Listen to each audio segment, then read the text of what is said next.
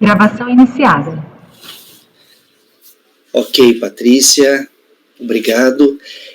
Colegas, então, após o nosso intervalo, vamos dar seguimento à nossa sessão de julgamento do período da manhã do dia 4 de dezembro de 2020. O último item julgado, antes do intervalo, foi o item 360 da pauta. Eram 3 itens do mesmo contribuinte, né? Eram os itens 358, 359 e 360. Todos do contribuinte Yong Sou Park ou Sul Park. Agora vamos de relatoria do conselheiro Luiz. Todos de relatoria do conselheiro Luiz. Agora vamos fazer então o julgamento do item 361 da pauta, de relatoria do conselheiro Gregório. O item 361 é da contribuinte Janaína Silva Torres. Janaína Silva Torres, item 361. Falta colocar lá, Gregório. Não está lá ainda? Não? Não. Para ainda. Então deixa eu ver lá, peraí.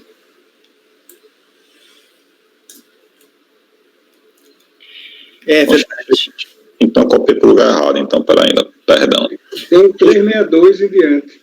Tem o 362, exato. Oxe, e o 361 não tá não, é? Não. Eu, hein? Então foi na hora de selecionar para ainda. Perdão. Copiar.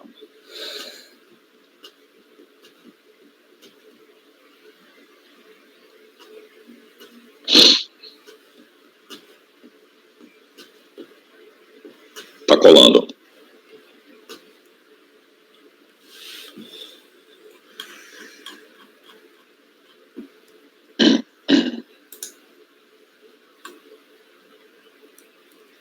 Aí, beleza, já está lá.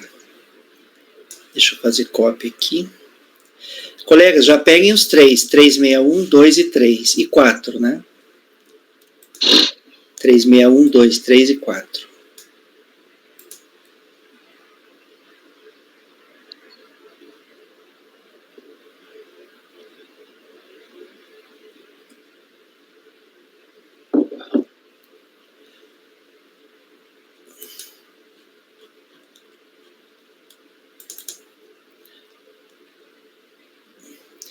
Ok, todos já estão com voto, com arquivo.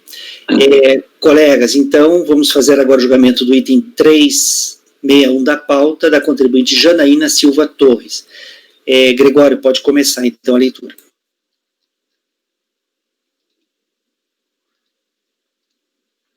Tá, eu vou direto ao voto, presidente, até porque o relatório também é bem pequenininho e no voto eu vou tratar do objeto. O recurso voluntário é tempestivo, entretanto, não deve ser integralmente conhecido nos termos abaixo declinados.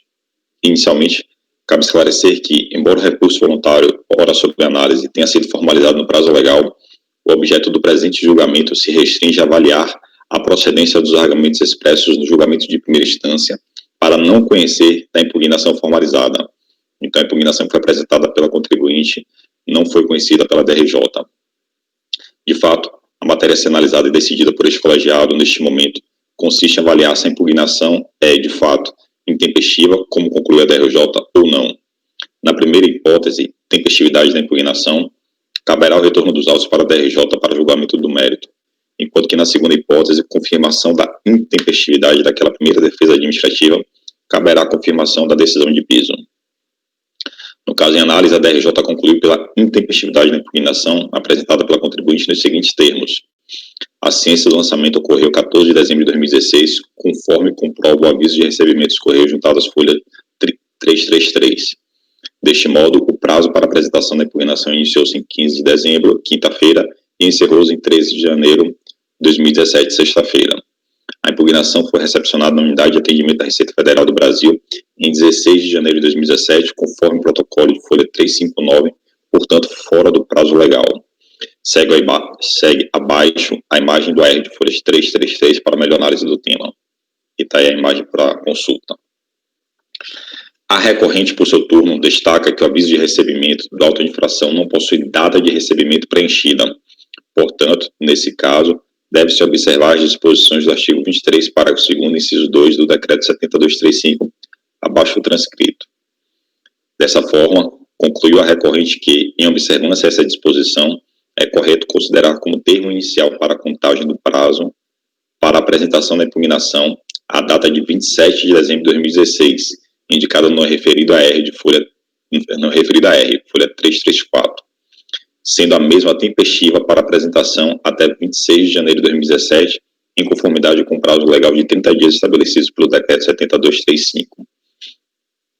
Pois bem, a razão não assiste a recorrente deste particular, isto porque, apesar de não constar, de fato, a indicação no campo específico da data de recebimento do AR em análise, não se deve ignorar o carimbo da unidade de entrega datado de 14 de dezembro de 2016. Referido carimbo, de acordo com a prática, é registrado pela unidade de entrega após a efetiva entrega do AR pelo carteiro no endereço de destino. Dessa forma, a data do referido carimbo evidencia uma dessas duas possibilidades, ou que o AR foi entregue no endereço de destino na referida data, que no caso seria 14 de dezembro, ou em data anterior, nunca posterior. No caso concreto, considerando que o carimbo da unidade de entrega está datado de 14 de dezembro de 2016, significa que o respectivo AR foi entregue no próprio dia 14 ou em data anterior, dia 13, por exemplo. Considerando-se como data de ciência o dia 14 de dezembro, mais favorável para o contribuinte, o prazo para apresentação da impugnação iniciou-se em 15 de dezembro, quinta-feira, e encerrou-se em 13 de janeiro de 2017, sexta-feira, sendo, portanto, intempestiva a impugnação apresentada pela contribuinte no dia 16 de janeiro de 2017. Ante o exposto, voto por conhecer em parte do recurso voluntário, conhecendo-se apenas a alegação de tempestividade da impugnação apresentada para, nesta parte conhecida, negar-lhe provimento. É com o meu voto, presidente. Ok, Gregório. Colegas, em relação ao item 361 da pauta, o conselheiro relator está conhecendo parcialmente do recurso voluntário, está conhecendo apenas da alegação de tempestividade, e nessa parte do recurso ele está negando provimento ao recurso. Alguém gostaria de comentar o voto do relator ou o processo? Não? Luiz, como que você vota? Relator. Francisco. E acompanho o relator também. Renata. Acompanho. Rafael. Acompanho o relator, presidente. Ok, Márcio. Relator, presidente. Ana, como vota? Acompanho. Eu também acompanho o relator. Então, colegas, em relação ao item 361 da pauta, da contribuinte Janaína Silva Torres, ficará assim o resultado. Acordam os membros do colegiado, por unanimidade de votos, em conhecer parcialmente do recurso voluntário, conhecendo-se apenas da alegação de tempestividade e, nessa parte conhecida do recurso, negar-lhe provimento. Esse foi o 361, vamos passar agora ao item 362 da pauta, da contribuinte Lia Cranert Borges, também de relatoria do conselheiro Gregório. Gregório, então, pode passar a leitura do voto.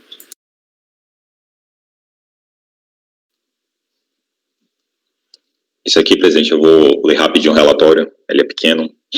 Trata-se de auto-infração com vistas de débito do imposto de renda da pessoa física e multa por falta de recolhimento do imposto de renda da pessoa física devido a título de carnê-leão, em decorrência da constatação pela fiscalização da seguinte infração: omissão de rendimentos de pensão alimentícia judicial. De acordo com o termo de verificação, e constatação, analisando as declarações de ajuste anual de imposto de renda da pessoa física dos exercícios 2004, 6 e 7, verificamos que os rendimentos recebidos de pensão alimentícia foram declarados como pensão, proventos de aposentadoria ou reforma por moléstia grave, ou aposentadoria ou reforma por acidente em serviço, do qual os rendimentos isentos e não tributáveis, nos valores aí citados, referente aos anos calendários 2003, 5 e 6, e, consequentemente, não foram tributados. Cientificada do lançamento fiscal, a contribuinte apresentou a sua competente defesa administrativa, esgrimendo suas ações de defesa nos seguintes pontos em síntese: isenção dos rendimentos, inexistência de rendimentos sujeitos ao carnê-leão e dedução das despesas médicas. A DRJ, por meio do 13.36.651, não conheceu a impugnação apresentada conforme ementa abaixo reproduzida.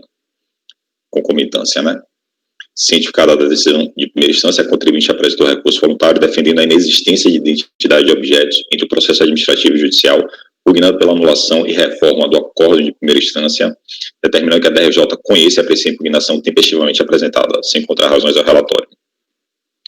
Então, conforme exposto, o traço presente caso de auto de infração com vistas de débitos do imposto de renda da pessoa física e multa por falta de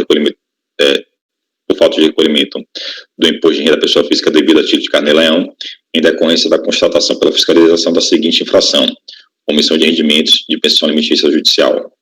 Cientificado do lançamento, a contribuinte apresentou impugnação de folha 73, defendendo em síntese os seguintes pontos abaixo identificados e resumidos.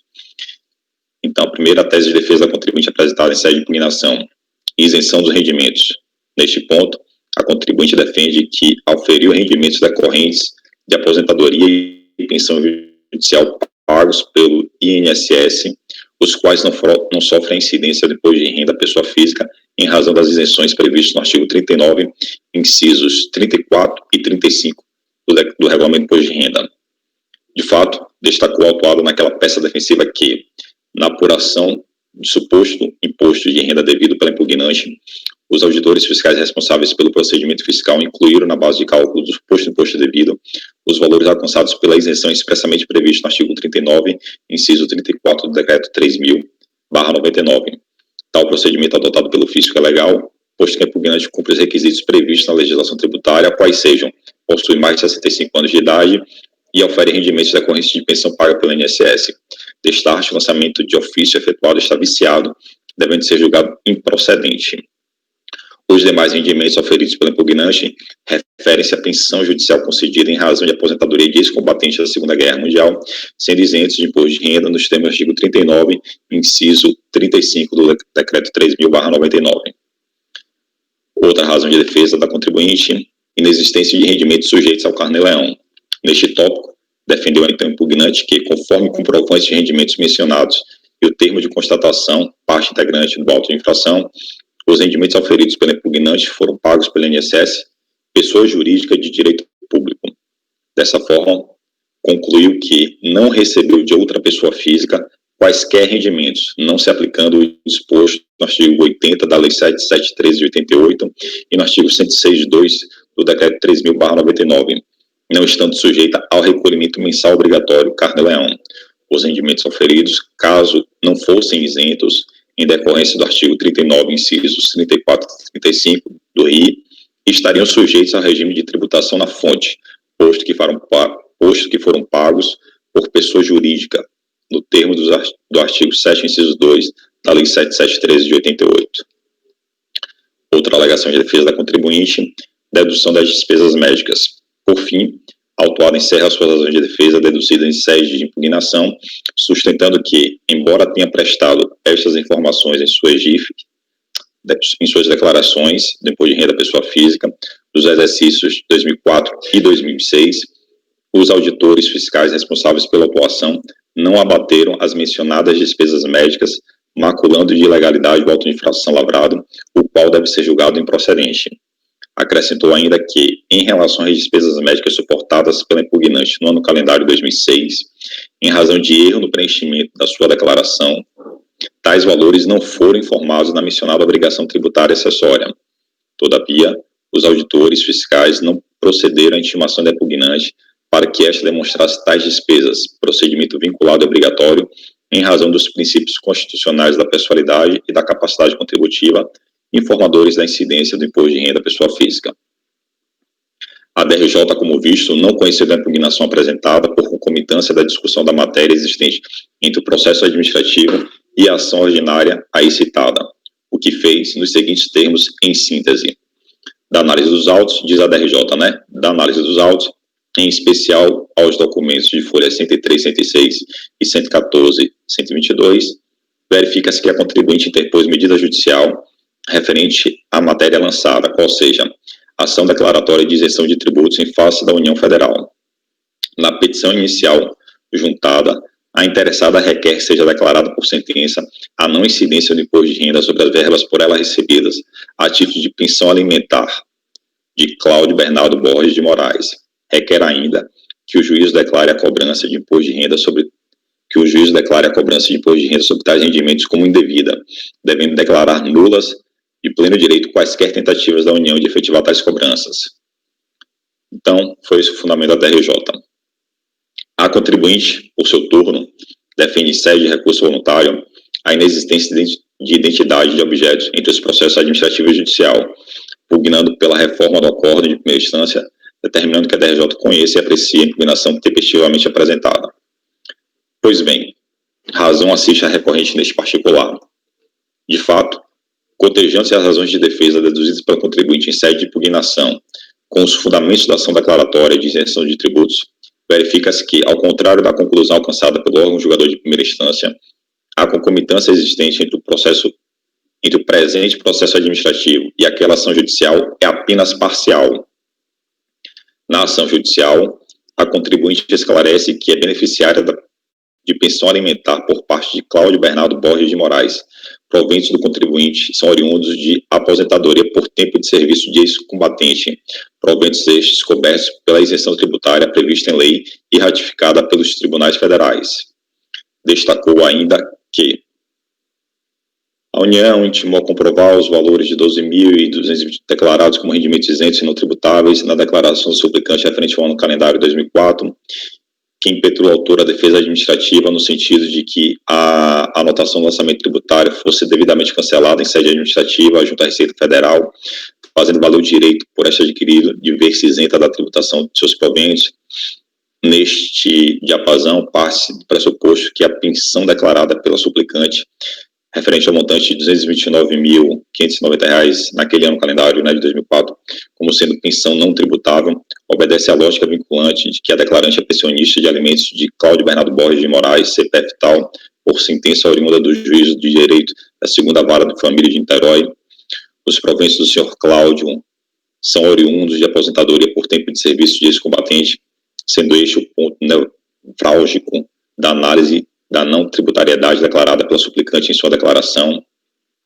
A conjectura lógica e a conclusão formal é de que se deve chegar no caso do contribuinte é que a mesma é isenta do imposto de renda por ser beneficiária de pensão de ex-combatente na forma legal, não incidindo a tributação sobre seus rendimentos. E aí é o fundamento da ação judicial. Como se vê, e em resumo, na ação judicial em análise, pugna a contribuinte pelo reconhecimento da isenção do imposto de renda em relação à verba percebida a título de pensão alimentar de Cláudio Bernardo Borges de Moraes, tendo em vista que estes são oriundos de aposentadoria por tempo de serviço de ex-combatente. Já na impugnação que a contribuinte apresentou nos presentes autos, além de defender a isenção do imposto de renda da pessoa física em relação aos rendimentos referentes à pensão judicial concedida em razão de aposentadoria de ex-combatente da Segunda Guerra Mundial, sendo isentos de imposto de renda nos termos do artigo 39, inciso 35 do RIR, de 99, ponto no qual há indiscutivelmente concomitância entre o presente PAF e aquela ação judicial. Então, além dessa alegação, a contribuinte defendeu também que os auditores fiscais responsáveis pelo procedimento fiscal incluíram na base de cálculo do suposto imposto devido os valores alcançados pela isenção expressamente previstos no artigo 39, inciso 34 do RIR 99. Tal procedimento adotado pelo fisco é ilegal, posto que a impugnante cumpre os requisitos previstos na legislação tributária, quais sejam possuir mais de 65 anos de idade e ofere rendimentos decorrentes de pensão paga pelo INSS. Então, aqui é um outro fundamento para essas verbas, né? Não recebeu de outra pessoa física quaisquer rendimentos, não se aplicando o disposto no artigo 80 da Lei 7713 de 88, não estando sujeito ao recolhimento mensal obrigatório Carnê-Leão. Os rendimentos auferidos, caso não fossem isentos em decorrência do artigo 39, incisos 34 e 35, estariam sujeitos ao regime de tributação na fonte, posto que foram pagos por pessoa jurídica, nos termos do artigo 7º, inciso 2 da Lei 7713 de 88. Os auditores fiscais responsáveis pela autuação não abateram as mencionadas despesas médicas, maculando de ilegalidade o auto de infração lavrado, o qual deve ser julgado improcedente. Como se vê, na esfera administrativa apresentada nos presentes autos, vou corrigir isso aqui, para além dos fundamentos da ação judicial em análise, a contribuinte deduziu razões de defesa, outras que não compõem objeto da ação declaratória. Sobre o tema, o enunciado de súmula CAF número 1 estabelece que importa a renúncia das instâncias administrativas a proposta pelo sujeito passivo de ação judicial por qualquer modalidade processual, antes ou depois do lançamento de ofício, com o mesmo objeto do processo administrativo, sendo cabível apenas a apreciação pelo órgão de julgamento administrativo de matéria distinta da constante do processo judicial. O enunciado de súmula em questão é cristalino ao dispor que, nos casos de concomitância, cabe apenas a apreciação pelo órgão de julgamento administrativo de matéria distinta da constante no processo judicial. Neste aspecto, entendo que a decisão de primeiro grau deve ser anulada, posto que não enfrentou todas as demais questões objeto da impugnação. Ante o exposto, voto por dar provimento ao recurso voluntário, determinando a nulidade do julgamento de primeira instância, devendo os autos serem remetidos à DRJ para exame de todas as questões controvertidas que não foram objeto da ação judicial. Como eu voto, presidente.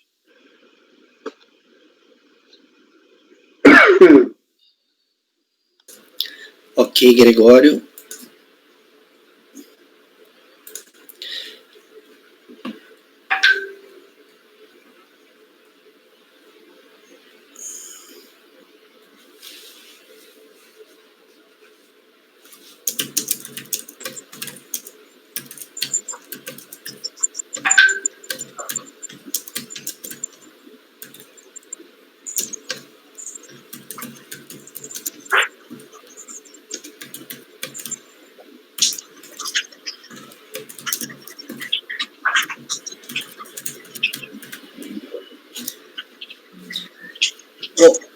Ou seja, então, Gregório, há uma concomitância, mas não abrange todas as matérias, né? Tem parte das matérias que não estão abrangidas pela concomitância.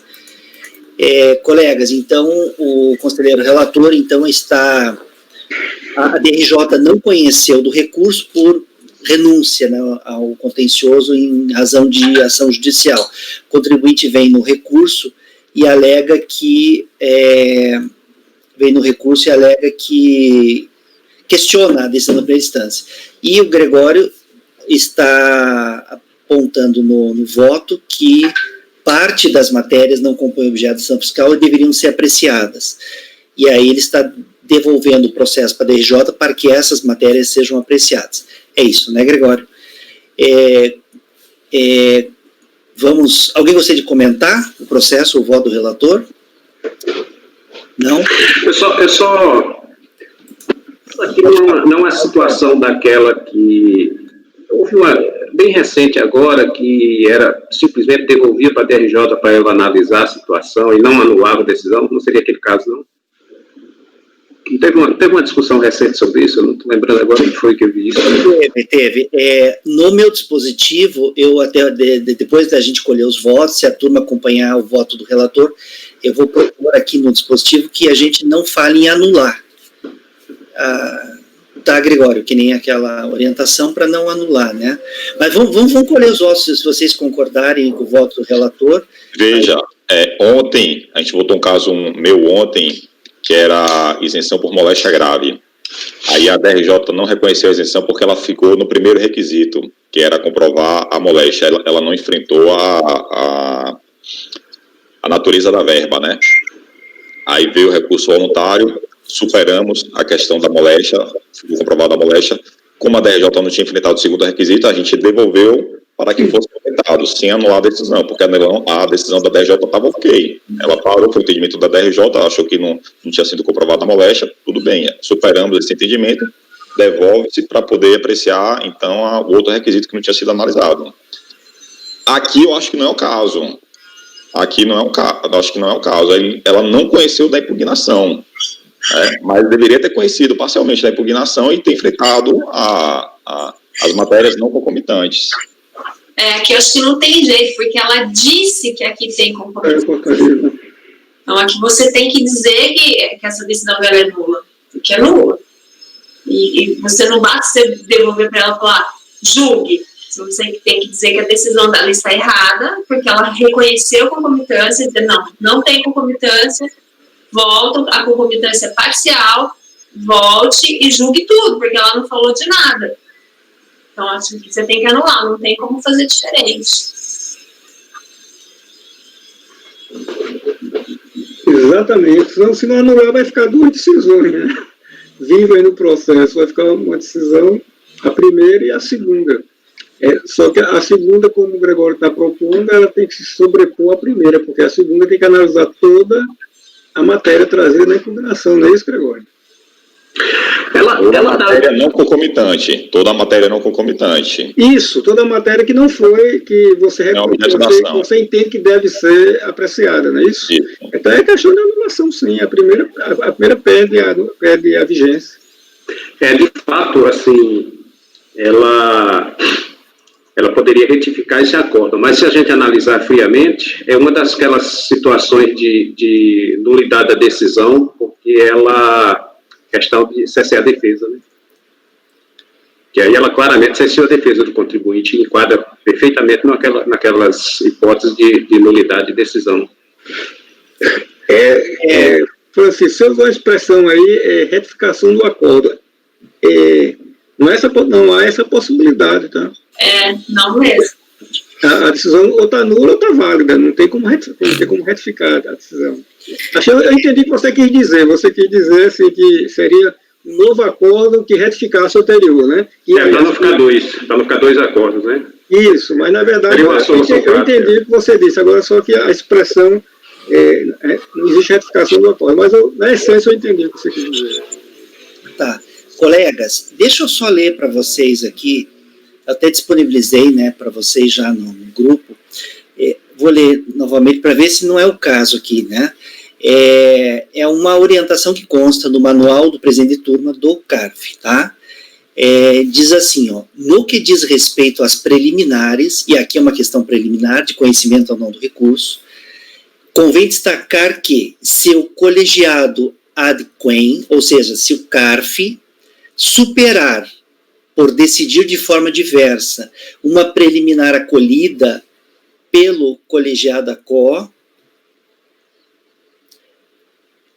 uma preliminar da DRJ, essa decisão do CARF não implica nulidade da decisão da DRJ, mas simplesmente a sua reforma, e conforme a natureza da preliminar, o processo poderá retornar à autoridade julgadora, a DRJ, a autoridade julgadora ACO, para que seja proferida, para que prossiga na apreciação antes interrompida com o acolhimento da preliminar.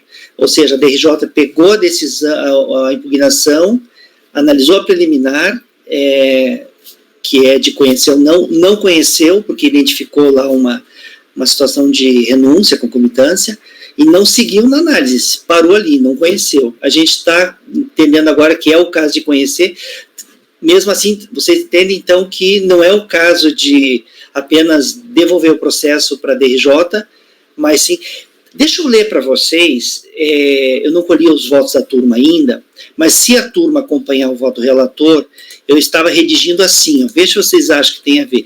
É parecido com aquele outro voto teu, Gregório, que você falou. Eu até peguei de lá a sugestão de texto. Eu estava colocando assim, veja o que vocês acham, para o item 362. Acordam os membros do colegiado, por unanimidade de votos, em dar provimento ao recurso voluntário, determinando-se o retorno dos autos ao órgão julgador de primeira instância, para que nova decisão seja proferida com análise das alegações apresentadas na impugnação e que não foram objeto da ação judicial, nos termos do voto do relator. Vocês acham que pode ser assim? O resultado, indiscutivelmente, é esse. A análise, né, das matérias que não foram enfrentadas. Mas, assim, eu vou manter meu voto, eu acho que tem que ser anulada a decisão. Você anula aquilo que não é correto, né? Foi o exemplo que eu acabei de dar. Na sessão de ontem, nós julgamos um caso onde devolvemos para que fosse proferida nova decisão pela DRJ, mas lá não foi caso de anular, porque a decisão da DRJ estava correta, tecnicamente ok. Ela tinha parado no primeiro ponto e acabou ali. Que a gente superou, então volta para lá analisar o segundo ponto. Aqui não, aqui me parece, no meu entendimento, né, da forma como eu votei aí, apresentei meu voto, não foi uma decisão tecnicamente correta, então tem que ser anulado para que outra seja proferida. Tá. Até porque, se persistir esse entendimento que o Dani resgatou aí teria assim, autorizando a DRJ a complementar uma decisão inicial, né? É como se tivesse duas decisões no tempo, uma antes do CAF e outra depois. A segunda é complementada à primeira, né? Não é bem assim. a segunda decisão se sobrepõe à primeira. Na verdade, sem nenhum eufemismo, é uma nulidade pura e simples. Tá, bem, então tá, a gente pode até incluir a nulidade ali, tá? Não tem problema. Vamos ver então, colher os votos e ver como a turma vai votar. Luiz, como você vota em relação a esse processo do Gregório? Eu acompanho o relator integralmente, professor. Ok. Francisco, como você vota? Eu acompanho o relator. Renata? Acompanho o relator. Rafael? Eu acompanho o relator, presidente. Márcio? Relator. Ana? Eu acompanho. Eu também acompanho o relator, então... então tá, Gregório, eu vou colocar aqui anulando-se. Eu pesquisei no CARF isso, sabe, essa questão, inclusive quando questões de intempestividade, né, quando a DRJ não conhece por intempestividade, e a gente... Eu vi que no CARF há decisão que a turma anula, a decisão que a turma realmente apenas dá provimento ao recurso e devolve o processo para que a DRJ julgue. Eu vou dar uma estudada nesse caso e ver certinho depois qual seria o melhor dispositivo. Mas vamos colocar aqui, então, como fez o relator, então, em seu voto. Anulando-se a decisão recorrida.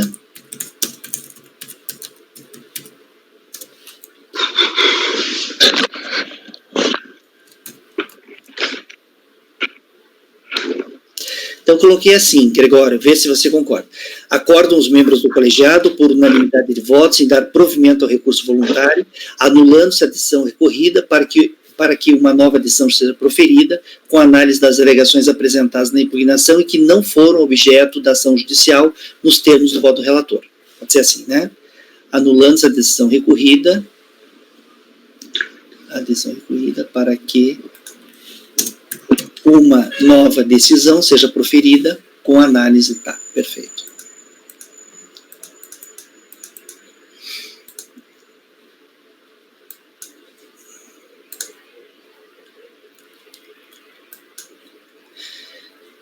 Esse foi o item 362 da pauta.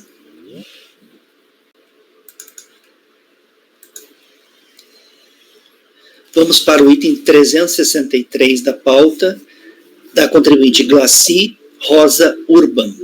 Presidente, antes do relator, eu vou fazer só uma breve consideração. Com todo respeito aos manuais do CAF, eu acho que as questões que dizem respeito ao processo, à regra processual, elas devem ser tratadas assim, no nosso julgamento pela regra de processo, né, e não por uma regra de procedimento administrativo. Essas regras que aduzem no manual de conselheiro, no manual da TUR, são muito vagas, porque elas orientam assim, do norte, mas no momento que ela invade a competência da regra processual, nós temos que aplicar a regra processual, ou seja, o rito do decreto 7235, ou seja, o rito do CPC, quando, no caso de aplicação supletiva ou subsidiária. É o meu entendimento, né? Até porque para a gente não atropelar o processo, né? A regra processual. Ok, então, tranquilo. Eu quis só compartilhar com você essa orientação, conceito manual, para a gente, até para poder aprimorar, né? Aprimorar os manuais, aprimorar os nossos registros na ata, né? É bom sempre discutir essas questões, né? E essas considerações da turma, vou levar para o CARF, vou conversar com o CARF para né, tentar afinar, né? Então, tá certo. Então, no item 362, ficou determinado, que a turma, anula a decisão recorrida para que uma nova decisão seja proferida com a análise das alegações apresentadas na impugnação e que não foram objeto da ação judicial nos termos do voto do relator. Esse foi o item 362 da contribuinte Lia Cranerte Borges. Agora vamos para o item 363 da contribuinte Glaci Rosa Urban, também de relatoria do conselheiro Gregório. Gregório, pode então fazer a leitura.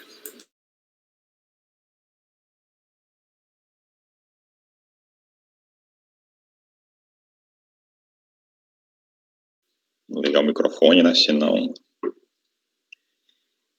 Esse caso aqui, presidente, pode... eu vou direto ao voto. Eu não estou conhecendo do recurso voluntário por intempestividade nos seguintes termos. Conforme exposto no relatório supra, a contribuinte foi cientificada da decisão da DRJ no dia 21 de março de 2013, conforme a R de folha 35. Aí trouxe a imagem para consulta dos colegas. Tendo sido intimado no dia 21 de março de 2013, uma quinta-feira, tem-se que o prazo de 30 dias para a interposição do recurso voluntário começou no dia 22 de março de 2013, sexta-feira, e se encerrou no dia 20 de abril de 2013, um sábado. Como o dia 20 de abril de 2013 foi um sábado, e considerando que nos termos do parágrafo único do artigo 5º do decreto 7235 de 72, os prazos só se iniciam ou vencem no dia de expediente normal no órgão em que corra o processo ou deva ser praticado o ato, tem-se que o termo final para a interposição do recurso voluntário, no caso de análise, deslocou-se para o dia 22 de abril de 2013, segunda-feira. E aí eu trouxe a imagem do calendário. Ocorre que, conforme se infere do carimbo posto na peça recursal, folha 36, tem-se que este foi apresentado somente no dia 3 de maio de 2013. O recurso voluntário em análise é, portanto, intempestivo por extrapolar o prazo legal de 30 dias contado da ciência da decisão de primeira instância. Registre pela sua importância que a contribuinte inaugura sua peça recursal informando, sem entrar em detalhes, que o recurso voluntário é tempestivo. Entretanto, tal como demonstrado acima, a razão não assiste a recorrente neste particular.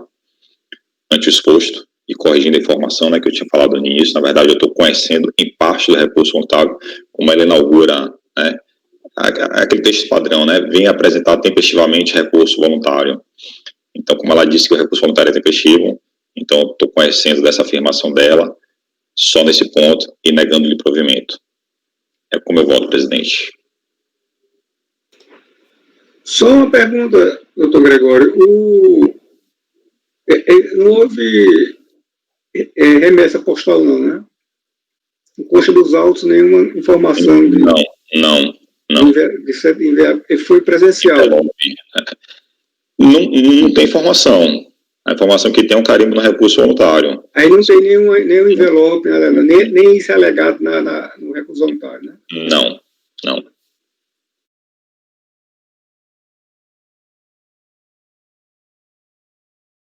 Colegas, em relação ao item 363 da pauta da contribuinte Glaci Rosa Urban, o conselheiro relator está votando no sentido de conhecer parcialmente do recurso voluntário, ou seja, apenas da alegação de tempestividade, e nessa parte está negando provimento ao recurso.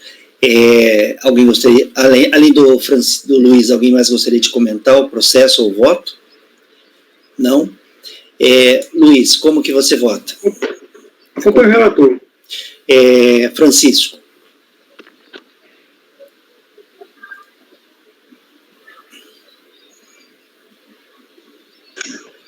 Eu acompanho. Renata. Estou no mouse aqui, mas eu acompanho. Renata. Acompanho também. Rafael. Acompanho o relator. Márcio. Relator. Ana. Acompanho. Eu também acompanho. Então, para o item 363 da pauta da contribuinte Glaci Rosa Urban, ficará assim o resultado. Acordam os membros do colegiado, por unanimidade de votos, em conhecer parcialmente do recurso voluntário, conhecendo-se apenas da alegação de tempestividade, e, nessa parte conhecida do recurso, negar-lhe provimento. Agora vamos para o item 364, o último item desse bloco de processos do Gregório, item 364, do contribuinte Vilmar José Ulkowski. Vilmar José Ulkowski, item 364 da pauta. Gregório, pode então iniciar a leitura. Eu vou direto ao voto, presidente. O recurso voluntário é tempestivo e atende os demais requisitos de admissibilidade, deve, portanto, ser conhecido. Conforme exposto no relatório supra, trata-se do presente caso de notificação de lançamento com vistas de multa por descumprimento de obrigação acessória consistente na falta de apresentação da declaração de rendimentos. O contribuinte, reiterando os termos da impugnação apresentada, defende, em sede de recurso voluntário, que não foi ele quem apresentou a declaração de imposto de renda da pessoa física, exercício 2005, no calendário 2004, que deu origem ao presente lançamento. Considerando que a matéria de defesa em destaque corresponde exatamente àquela deduzida em sede de impugnação, em vista do disposto no parágrafo 3º, artigo 57, anexo 2 do RICARF, estando a conclusão alcançada pelo órgão julgador de primeira instância em consonância com o entendimento deste relator, adota os fundamentos da decisão recorrida mediante transcrição do inteiro teor do seu voto condutor, abaixo do transcrito. E aí diz a DRJ, né? Argumento contribuinte que não entregou a declaração de imposto de renda da pessoa física que deu origem ao presente lançamento. Cabe reproduzir o artigo 371 do Código de Processo Civil, que dispõe que reputa-se autor do documento particular, aquele que o fez ou assinou, aquele que, por conta de quem foi feito, estando assinado, aquele que, mandando compor, não firmou, porque, conforme a experiência comum, não se costuma assinar como os livros comerciais e assentes domésticos. A declaração de imposto de renda da pessoa física sob análise constitui-se em um documento apócrifo, não havendo assinatura a ser confrontada para fins de aferição de autenticidade do documento. Foram declarados rendimentos recebidos de pessoa física no montante de R$ 275.898. Aí está a imagem dos rendimentos. Portanto, o contribuinte pelos rendimentos declarados estava sujeito à obrigatoriedade da entrega da declaração. Em tratando-se de rendimentos recebidos de pessoa física, atualmente, não tem o sistema da RFB meios de realização de correlações, sejam elas positivas ou negativas.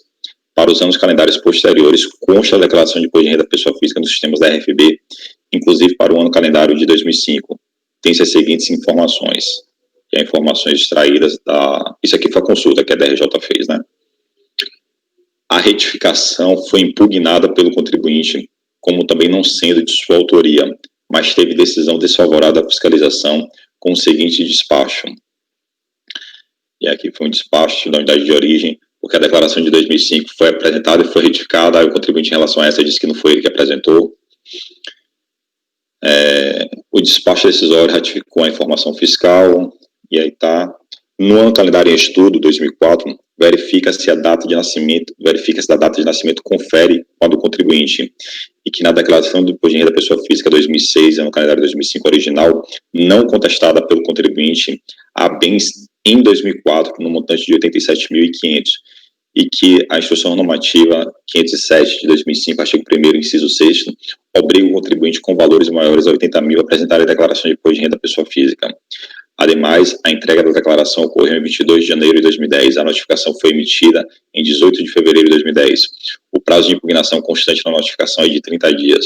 O contribuinte ingressou com um pedido de cancelamento da declaração de imposto de renda em fevereiro de 2010, portanto, tempestivamente, gerando forte indício de sua autoria. Assim, a declaração de imposto de renda da pessoa física e o crédito tributário devem ser mantidos. Ante os postos, não tendo sido apresentado novas razões de defesa perante esta instância administrativa, voto por negar provimento a recurso voluntário e mantém-se integralmente a recorrida da decisão pelos seus próprios fundamentos, nos termos acima declarados. É como eu voto, presidente. Ok, Gregório.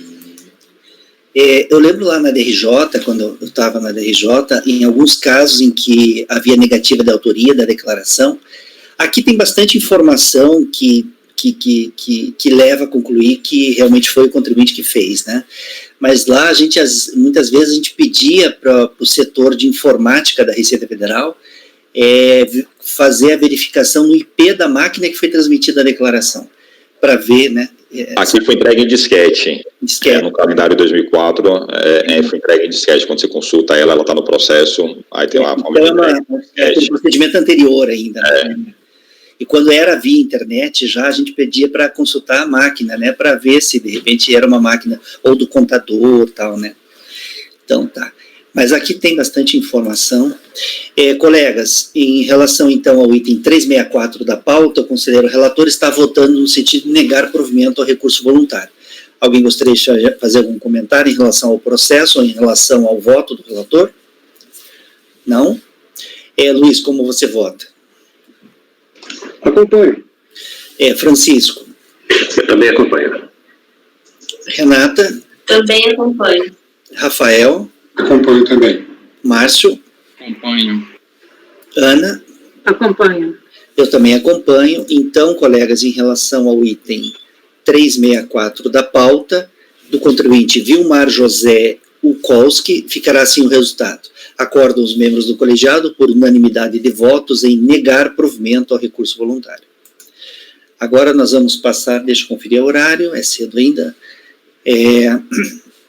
Vamos fazer o item 365 da pauta, de relatoria do conselheiro Rafael. O item 365 é do contribuinte William Howard Soares. William Howard Soares. Item 365, de relatoria do conselheiro Rafael. Rafael, então, esse inclusive é um que já entrou em setembro, depois em outubro, novembro na pauta, é bom, já está um tempinho. Item 365, pode iniciar a leitura, Rafael. Para o relatório, peço vênia para reproduzir o relatório constante no acordo da DRJ, que foi 77,81, hora atacada.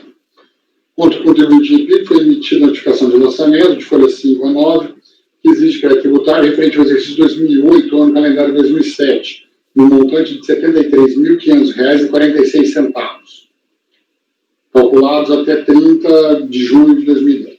Conforme a descrição dos fatos de enquadramento legal, folha 7 e 8, o procedimento resultou na apuração de infração por omissão de rendimentos recebidos da pessoa jurídica Brasil Prévio Seguro e Previdência, no valor de 22 mil, compensado IRRF de 5.733,07, dedução indevida de despesas de livro caixa, no montante de R$ 133.166,38, por falta de previsão legal para sua dedução e compensação indevida de imposto de renda retido na fonte, no valor de R$ 111.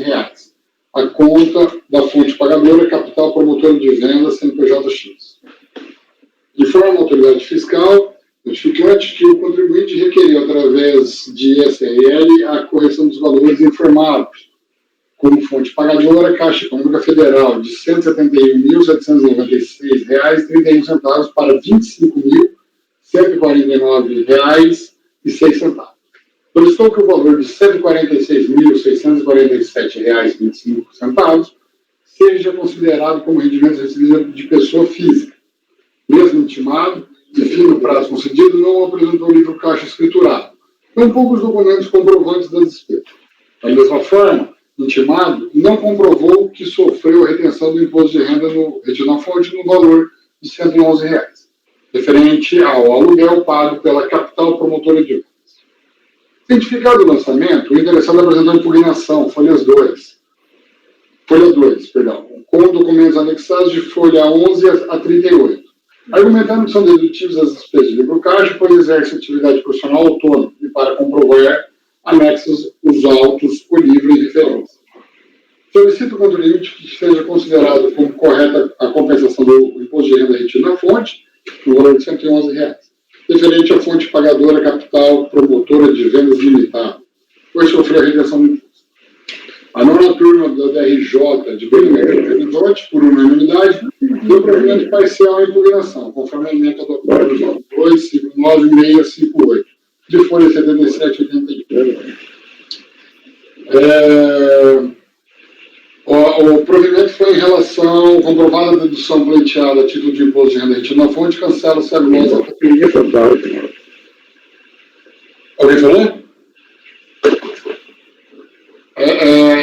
Intimado, em 16 de setembro de 2014, de folha 85, o contribuinte depois de recurso voluntário, folhas 86 a 88, e documentos, folhas 90 a 523, no qual protestou pela reforma da mesma, sem contra-razões ao relatório. O recurso é tempestivo, logo dele conhecer. Bom, ele traz os documentos 90 a 523, aí ele apresenta a íntegra do livro caixa, recolhimentos, notas, aí traz o que deveria ter sido feito na instrução. Mas, assim mesmo, eu conheço os documentos apostados e junto com o recurso. Aí, diante dessa situação, eu trago a legislação do livro caixa, ele é autônomo, ele exerce atividade de advocacia, e aí eu estou propondo uma diligência para que sejam devolvidos os autos para a Secretaria de Origem, para que analise esses documentos juntados, esse livro caixa, essas notas, todos esses documentos trazidos agora em recurso, referente à atividade autônoma dele. Se tudo vai ser usado, se tudo vai ser validado ou não sei. Seria a questão da diligência, eu estaria propondo. Se for vencido, eu vou entrar no mérito. Quer votar a diligência? Colegas, em relação ao item 365 da pauta, o conselheiro relator, dado os documentos que foram apresentados pelo contribuinte, ele está propondo converter o julgamento em diligência para que a fiscalização, né, a unidade de origem, aprecie esses documentos, faça a confrontação dos documentos apresentados, né? Alguém gostaria de fazer algum comentário em relação a esse processo, ao voto? É uma diligência, colegas. Aqui eu vou perguntar para todos. Alguém diverge da proposta de diligência? Ninguém diverge? Todos estão de acordo, então? Então tá, Rafael, também concordo com a diligência. Na diligência, Rafael, você vai prever que, porque aí nesse caso tem que ser dada a oportunidade ao contribuinte para se pronunciar acerca da análise da unidade de origem. Da conclusão, né? Do levantamento, da confrontação. Para ele apresentar contra-razões, né? Porque esse é o típico caso que realmente a oitiva do contribuinte é fundamental. Não, sim. Tá, colegas, então todos estão de acordo com a diligência. Então, em relação ao item 365 da pauta, do contribuinte William Howard Soares, ficará assim o resultado.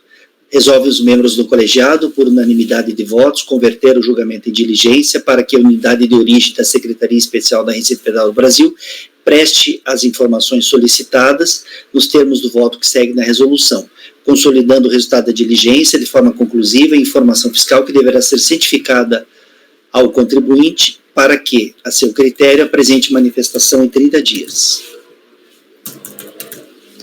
Ok? Essa é a decisão, então, para o item 365 da pauta.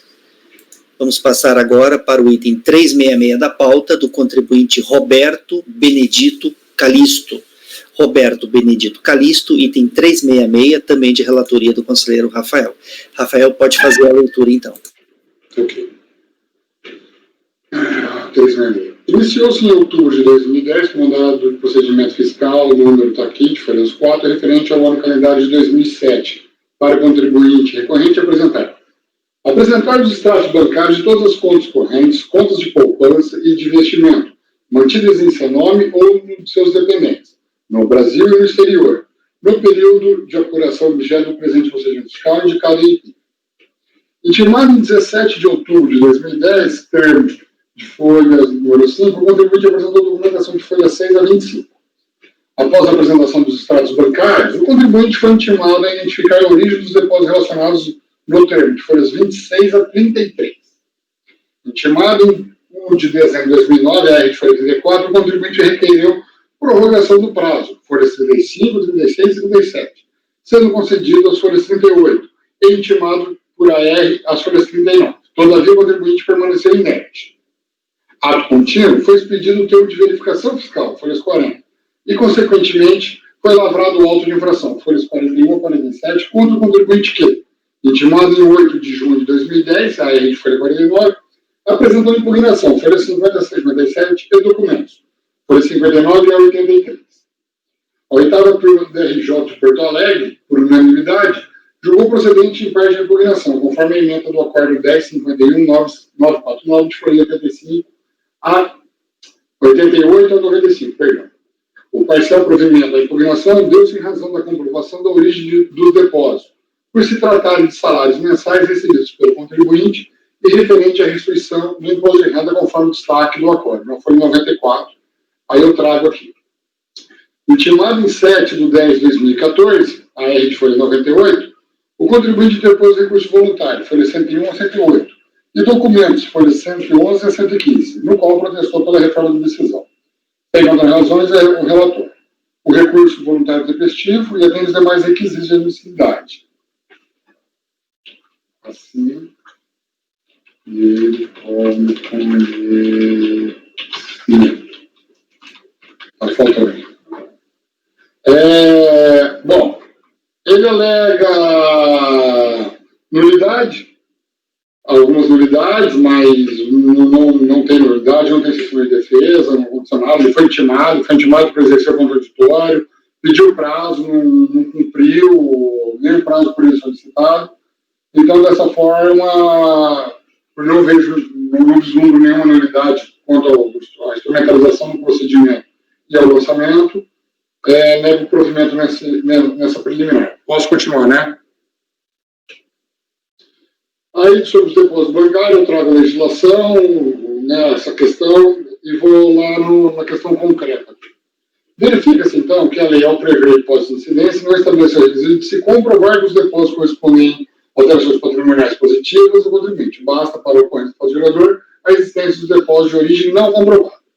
Entre as considerações legais, aqui destaca o contínuo acordo, foi 88 a 95, até cá. Os comprovantes de rendimento de folha 59 e 60, o recibo de entrega de declaração de ajuste anual 2008-2007, folha 61, o informe de rendimentos financeiros, folha 62, e os demonstrativos de empréstimo dos anos 2002 e 2003, folha 63, da esposa do contribuinte, sério, nada comprova com relação aos créditos depósitos na conta corrente do autuado no exercício do ano calendário de 2007. O informe de rendimento financeiro, folha 66, e os extratos de empréstimo anexados, folha 67, comprovam que os valores líquidos liberados para o contribuinte, ou seja, R$ 24.421,83, em 17 de maio de 2007, extrato bancário, folha 14, e R$ 11.618,46 em 9 de agosto de 2007, extrato bancário de folha 18, todavia, tais valores não constam no levantamento fiscal, conforme planilha, com os valores cuja origem deveriam ser comprovadas, folhas 26 a 32.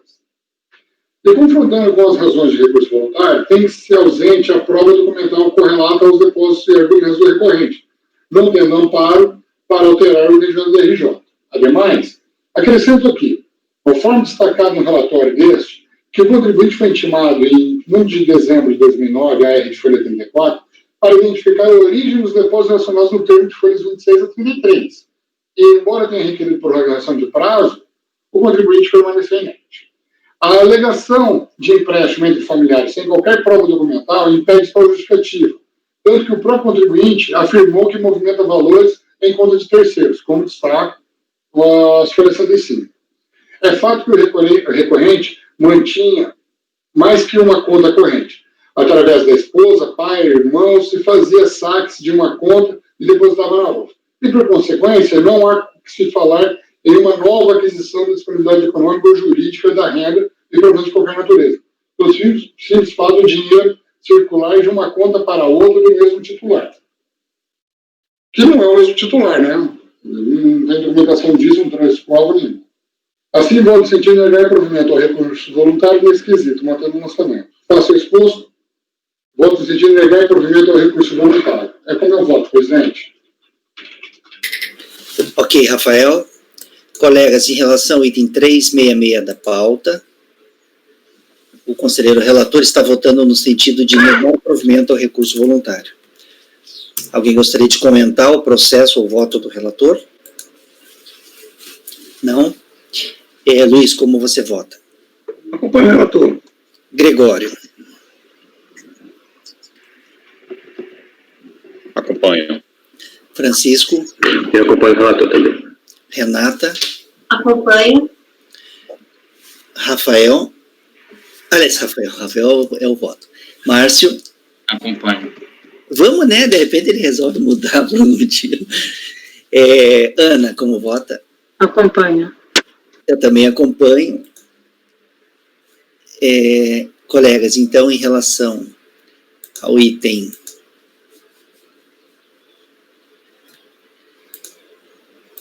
366 da pauta,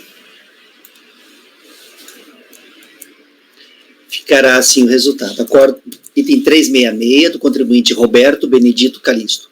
Acordam os membros do colegiado, por unanimidade de votos, em negar provimento ao recurso voluntário. Agora vamos fazer o julgamento do item 368, de relatoria da conselheira Renata. O item 368 é do contribuinte Lenilson Marques de Paiva.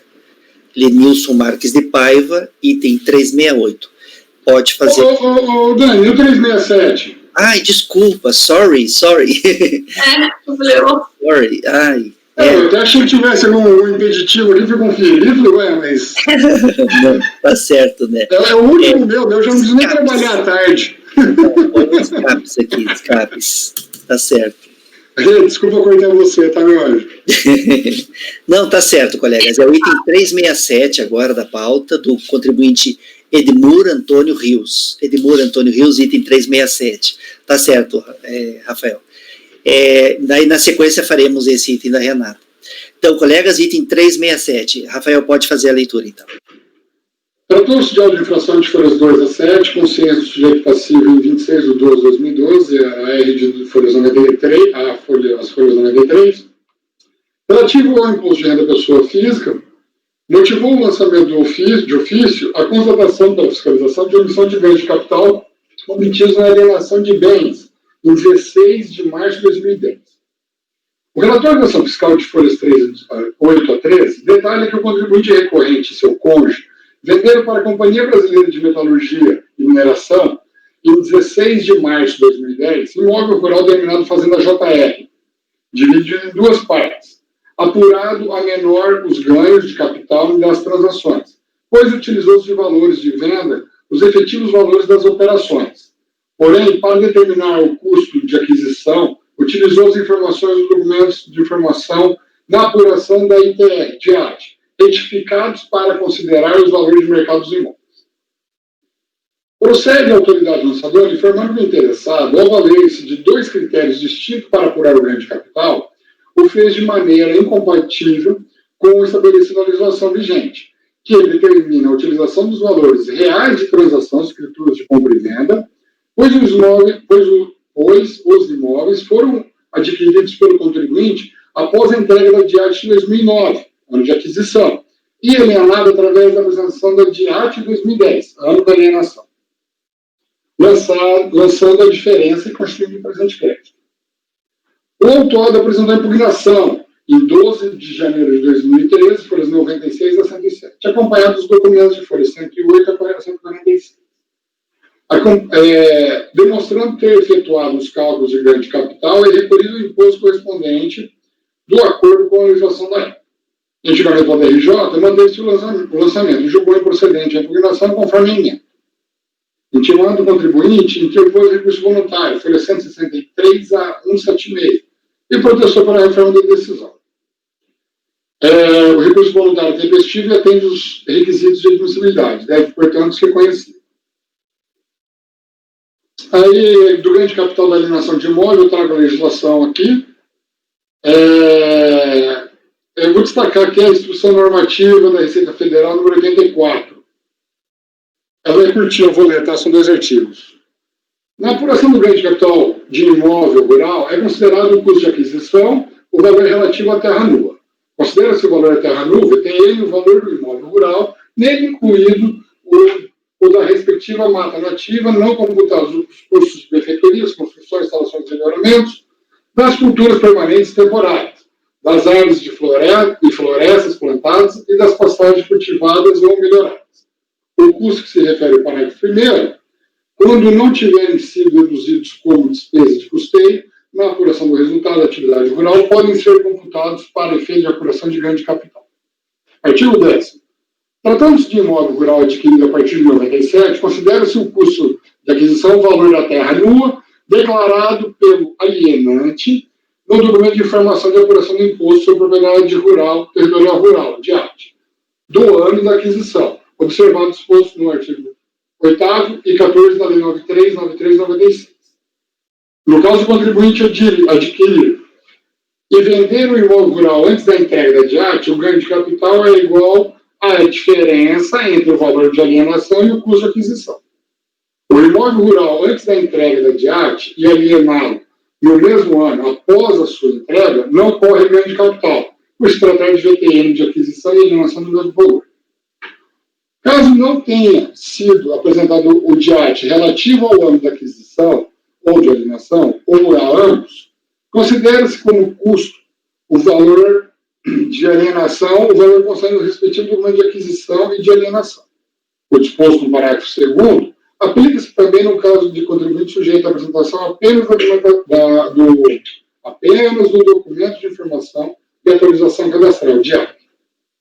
Assim, tem-se os dispositivos transcritos que o valor da terra nua para fins de apuração de ganho capital é o declarado pelo contribuinte. No presente caso, porém, foi considerado emprestável a apuração do ganho de capital.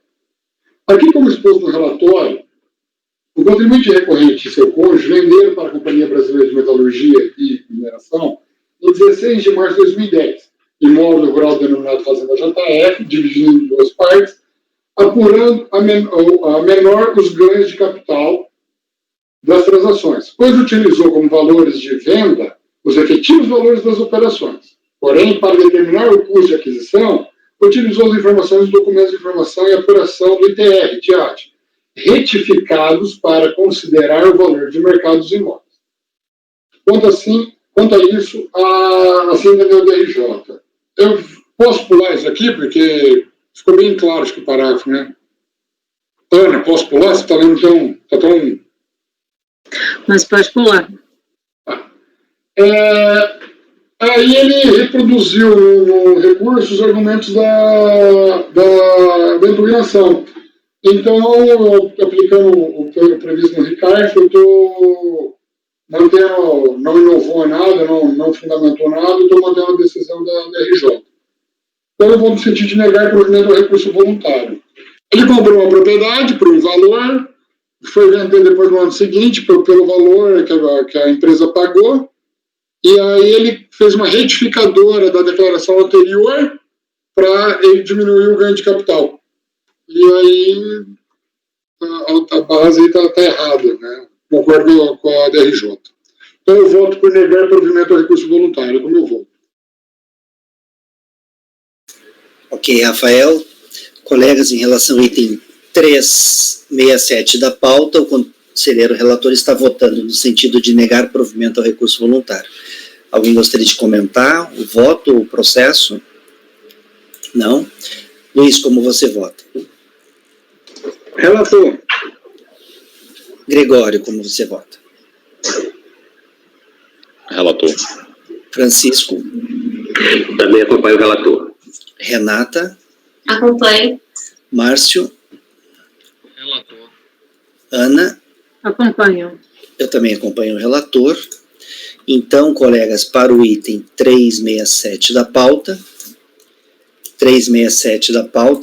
do contribuinte Edmur Antônio Rios, ficará assim o resultado. Acordo os membros do colegiado por unanimidade de votos em negar provimento ao recurso voluntário. Agora sim, vamos para o processo da Renata, o item 368 da pauta, do contribuinte Lenilson Marques de Paiva. Renata, pode então iniciar a leitura. Tá, eu vou direto para o voto, tá? Porque eu já faço um pouquinho do caso em si. O recurso é tempestivo, mas deve ser conhecido em parte. Tem um não aqui que eu já vou tirar. Como relatado, trata-se de auto de infração que teve por objeto o lançamento de imposto de renda da pessoa física do ano calendário de 2005, decorrente da apuração de omissão de rendimentos, caracterizado por acréscimo patrimonial não justificado, por rendimentos tributáveis, não tributáveis, isentos e tributados exclusivamente na fonte, no valor de R$ 78.931,25. Notificado do lançamento, o contribuinte apresentou a impugnação, alegando, em síntese, que os cartões de crédito eram utilizados para a compra de mercadorias em suas lojas e que o pagamento de suas lojas e que o pagamento da fatura do cartão era efetivado com o produto obtido com a venda das mercadorias. Em suma, ele foi autuado por gastos com cartões de crédito. Então, ele alegava que as compras que ele efetivava com cartão de crédito, ele usava para fazer compra de produtos que ele ia revender nas lojas de comércio que ele próprio possuía. Diz também que utilizava os cartões para pagamento dos consórcios Rodobens e de Sal, planos de saúde, colégios de seus filhos menores, condomínio, de modo que a despesa com o cartão de crédito é a mesma declarada para pagar as despesas descritas, pelo que cobrar imposto em face de acréscimo patrimonial seria bis in idem. Acrescenta que sua esposa teve rendimentos e possuía valor em espécie que não foram considerados, e apresenta demonstrativo das despesas mensais e notas fiscais, faturas de compra de mercadorias que foram pagas com cartão de crédito, muitas delas para revenda em suas lojas. Por fim, requer a realização de perícia e protesta pela juntada de documentos nos termos do artigo 16, parágrafo 4 do Decreto 70.235. Como mencionado, a DRJ de Campo Grande, acho que tem um J aqui, é um G, não J, julgou a impugnação procedente em parte para determinar a exclusão dos rendimentos tributáveis do cônjuge do recorrente da apuração do acréscimo patrimonial, bem como os pagamentos efetivados por meio de cartões de crédito constantes e demonstrativo do acréscimo patrimonial. Renata, desculpe. Eu estou com algum problema que não estou conseguindo localizar na pasta esse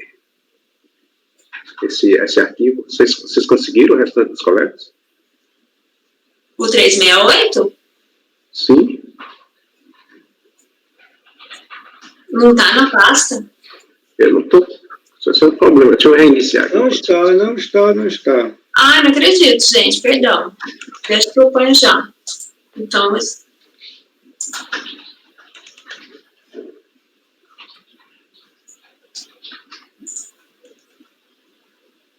Eu tive um problema de acesso à pasta T aqui, e não, agora que eu consigo acessar a pasta T, mas não está mesmo ali o arquivo. Ah, não acredito. Os outros estão a partir de 369? Deixa eu olhar aqui. Não, o 325 é o último. O último é 325. Tem o 325, Renata. Nossa, não pus nem... Ah, não pus 335, 336, nenhum? Não. Ah, perdão. Então deixa eu colocar tudo já. Os de hoje eu não coloquei. Ai, que fora, perdão, gente. Renata, mas pelo horário só vai dar tempo de fazer esse aí mesmo, né? Ou talvez, mas eu não sei. Já vou pôr todos. Sorry, gente, desculpa.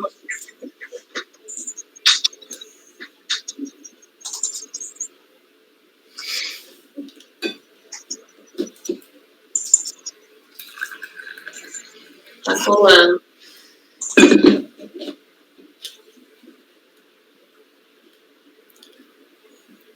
Já está lá, pessoal.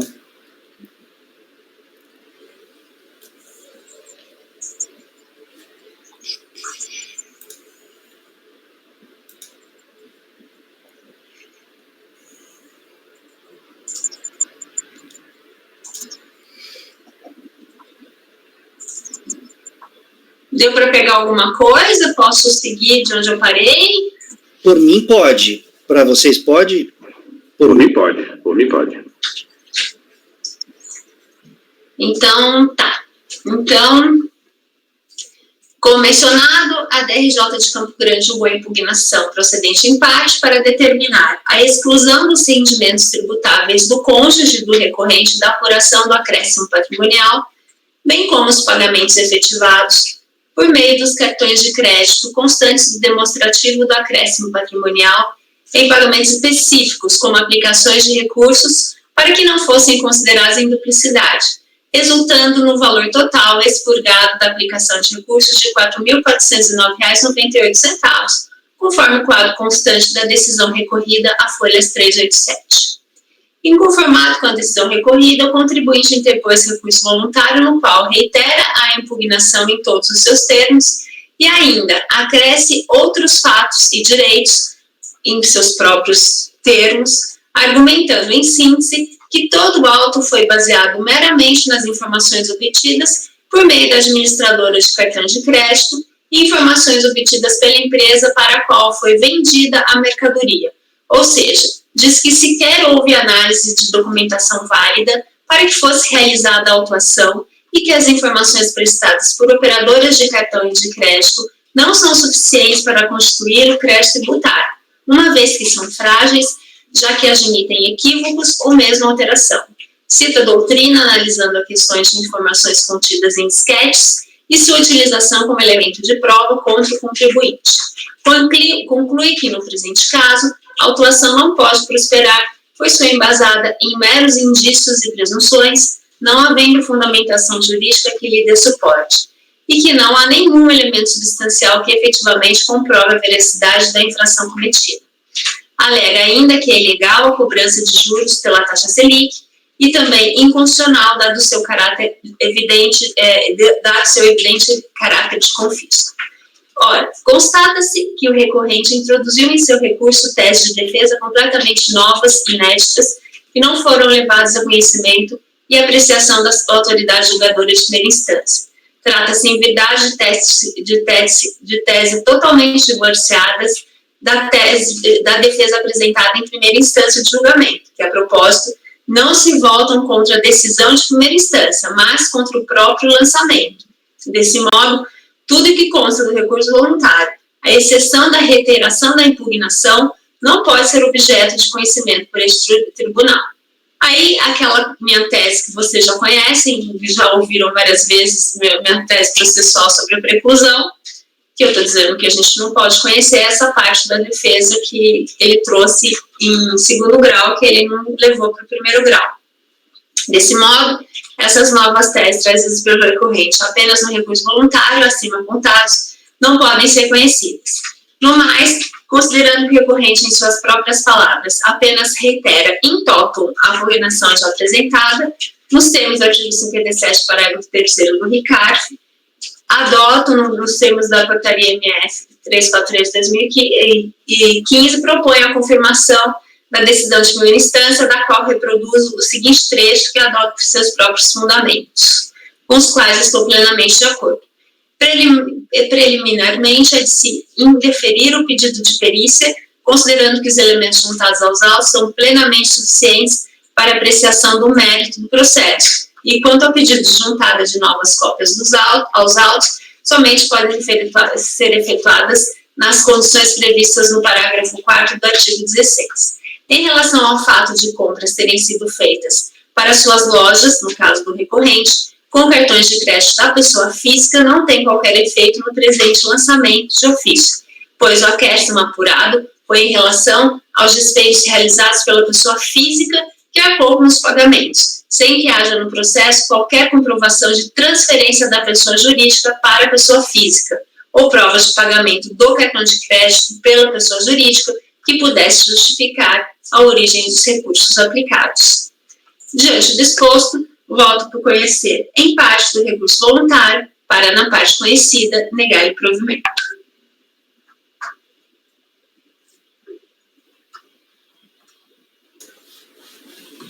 Ok, Renata.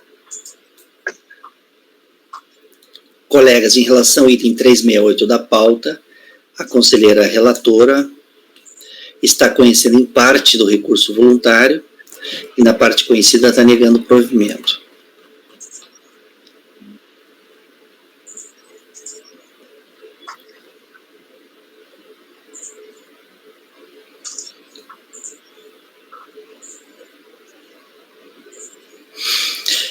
Alguém gostaria de comentar o processo ou o voto da relatora?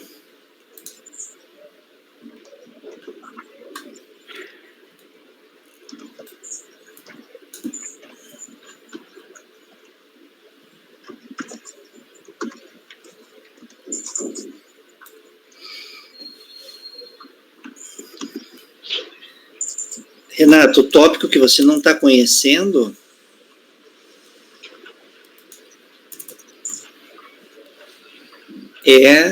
diz respeito a... Peraí. É a parte que não foi impugnada, né? Ela entrou no recurso só. O que você não está conhecendo aqui? É toda essa parte aqui que ele fala sobre o pagamento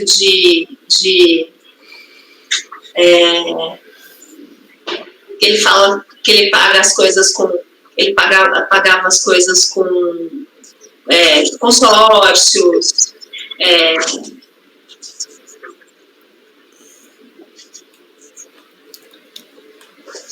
deixa eu ver o que mais aqui.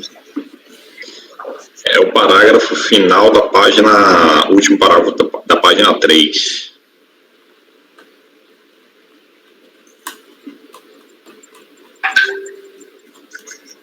eram utilizados para algumas mercadorias da loja, também utilizava para pagamento de rodobens, de sal, plano de saúde, colégios, condomínio, e teve rendimentos que possuíam valor em espécie, considerados várias alegações. Inclusive a Selic? Inclusive a Selic. E ele está, mas você está conhecendo. Eu quero saber se eu ponho no dispositivo o que você não conheceu ou o que você conheceu, o que for menor, né? Na verdade, para facilitar. A matéria conhecida, ela ficou bem.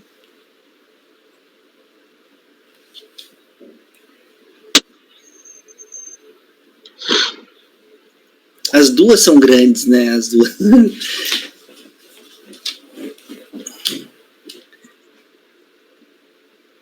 Deixa eu ver aqui de novo, porque até eu tenho que ver de novo.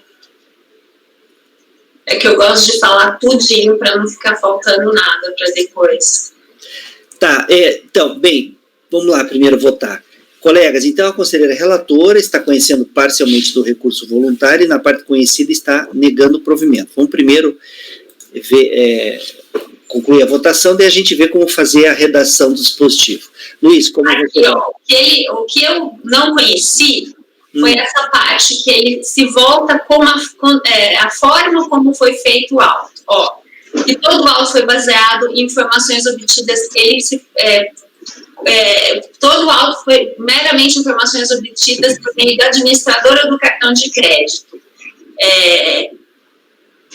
E ele fala que, olha só, argumentando assim, que todo o auto foi baseado meramente em informações obtidas por meio da administradora de cartão de crédito, informações obtidas pela empresa para a qual foi vendida a mercadoria, ou seja, diz que sequer houve análise da documentação válida para que fosse realizada a autuação, e que informações prestadas por operadoras de cartões de crédito não são suficientes para constituir o crédito tributário, uma vez que são frágeis, já que admitem equívocos ou mesmo alterações. E daí ele fala sobre doutrina, fala inclusive de disquete, forma de... Nem sabe se as informações que a operadora passou para a fiscalização foi por meio de disquete ou não, mas ele cita isso. Então, quer dizer, e essa parte, eu não entrei nisso, então ele cita a doutrina dizendo que a forma como as operadoras de cartões de crédito, elas passam as informações, a forma como a fiscalização faz esse tipo de lançamento, isso não é válido.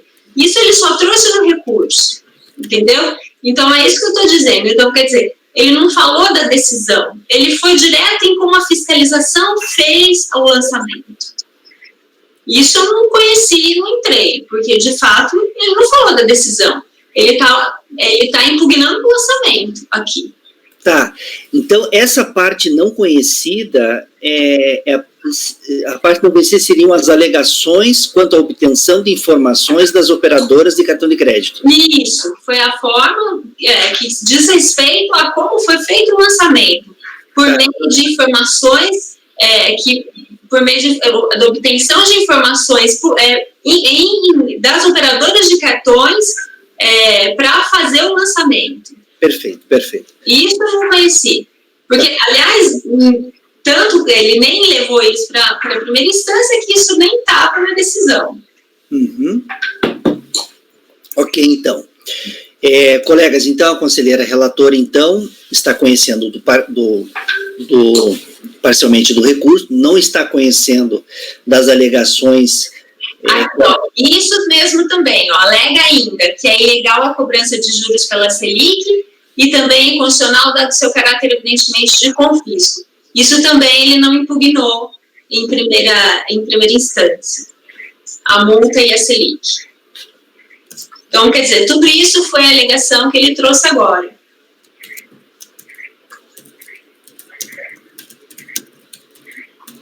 A taxa Selic e o que mais? Só a Selic, no caso. Só a Selic?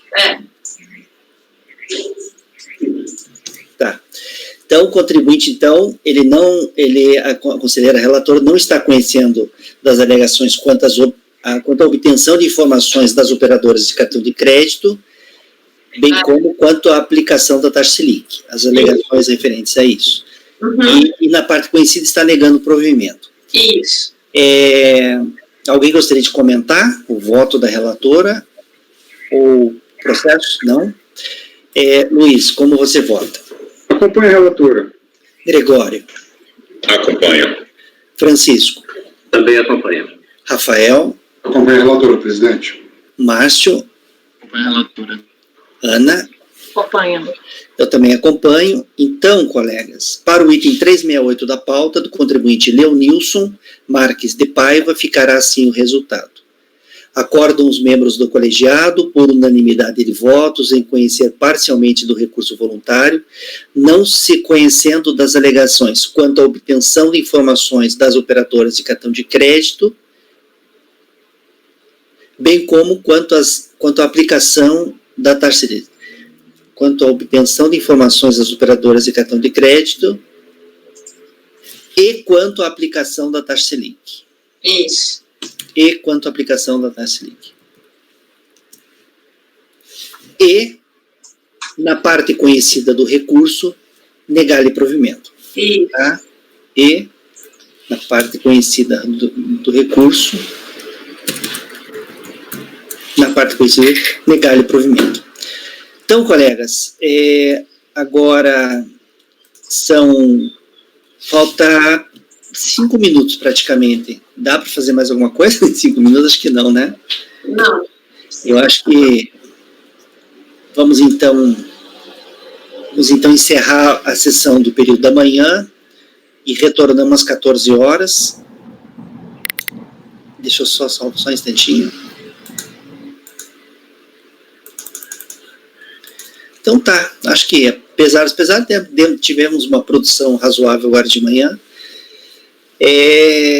Então tá, Rafael, Francisco e Patrícia podem interromper a gravação.